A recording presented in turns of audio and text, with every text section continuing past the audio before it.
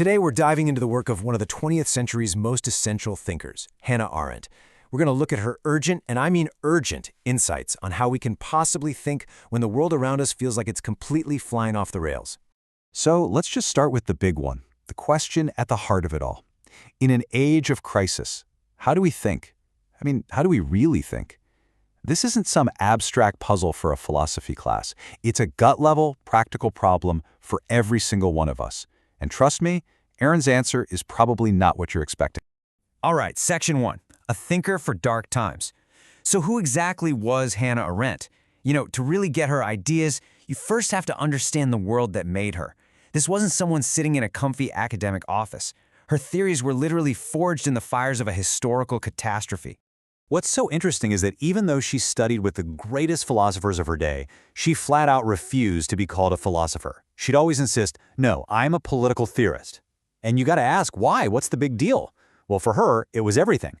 She believed that things that truly matter aren't just happening inside our own heads. They're happening out there, in the world we all have to share and build together.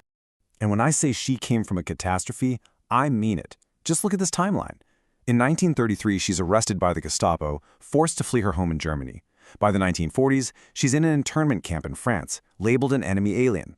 She finally escapes in 1941 and makes it to the United States. But get this, she's stateless. She belongs to no country. She lived through the total, utter collapse of her political world, and she saw it all from the inside. And that's absolutely crucial. Her work is a direct result of watching an entire society, an entire continent just stop thinking when it mattered most. She wasn't sitting in a safe place just speculating about what might happen. No, she was reporting from the scene of the crime. Okay, section 2, when reality breaks down. This whole experience leads her to a really powerful diagnosis. For Arendt, a society doesn't just fall apart when the violence starts. Nope, it begins way, way earlier, when something much more fragile starts to break. She called this fragile foundation the space of appearance. The idea is incredible. Reality isn't some fixed, solid object that's just out there. Instead, it's something we are all actively weaving together, all the time, just by speaking to each other, by truly seeing and hearing one another. It's a shared creation, and it's incredibly fragile. This is such a huge shift in how we normally think about things. For Arendt, reality isn't my opinion and it's not your opinion. It's the shared space between us.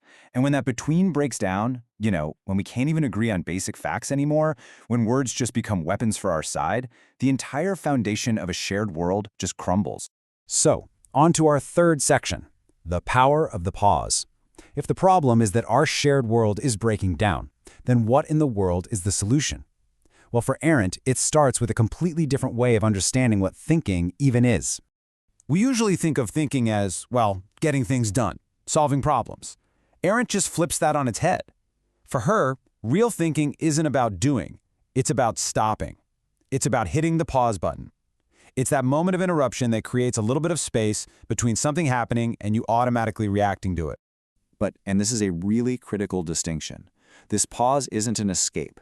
It's not about abandoning the world or your responsibilities. It's the exact opposite. It's a strategic withdrawal that allows you to come back to the world with a clear head, with judgment, instead of just being a pinball reacting to whatever hits you. And this quote just hits the nail on the head. Thinking doesn't tell you what to do. It's the inner brake that stops you from doing things blindly. It stops you from just following the crowd, from just following orders because someone told you to. It's your personal safeguard against thoughtlessness. All right, section 4, the banality of evil. This idea of thinking as an interruption, it leads us right to her most famous and, frankly, her most chilling insight. She reframes the whole problem of evil. It's not about monsters with evil plans, it's about a catastrophic failure to think.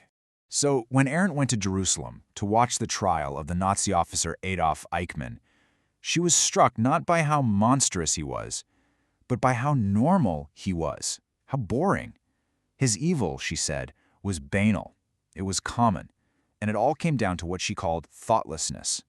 And this isn't about being dumb. It has nothing to do with IQ. It's about the complete absence of that inner conversation. That moment where you stop and ask yourself, wait a second, can I live with myself if I do this? And this is where it gets really terrifying. Ultimately, this isn't just about one guy. It's a diagnosis of an entire system.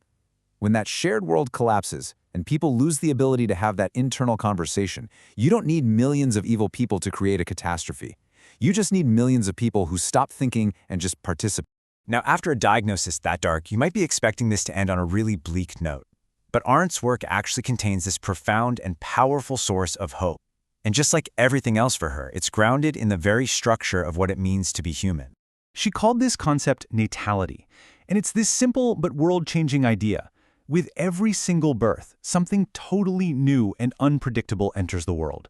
That means history is never a closed loop. The script is never finished. Every new person, every new generation has the capacity to start something new, to break the old patterns. And for Arendt, this isn't just some nice, wishful thought. It is a hard fact of our existence. So what does that mean for us?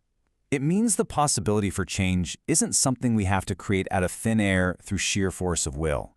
It's already built into the system. The potential to begin again is always here, just because new people are always arriving. Okay, let's bring this all home. Section 6, an orientation, not a map.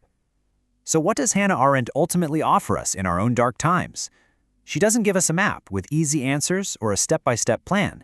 She gives us something much more valuable. She gives us a compass, an orientation. And maybe the most powerful thing about her work is what she refuses to give us. There's no cheap comfort here, no simple psychological explanations for why bad things happen. She absolutely denies that history had to happen the way it did. For her, to truly understand something meant facing it in all its complexity and horror, and bearing the full weight of that reality without trying to explain it away. In this quote, well, it could have been written this morning. This lands us right here, right now. Our world is optimized for speed, for reaction, for compliance. The very conditions we need to think, to have that crucial world-saving pause, are under constant attack. And so we end where we started, with a question. Arendt's work isn't just a history lesson. It's a challenge, thrown right at us. In a culture that demands constant reaction and immediate response, her call to just stop, to withdraw for a moment, and to think, well, that's a pretty radical act. So the question she leaves us with is this. In a world that rewards reaction, where will you find your interruption?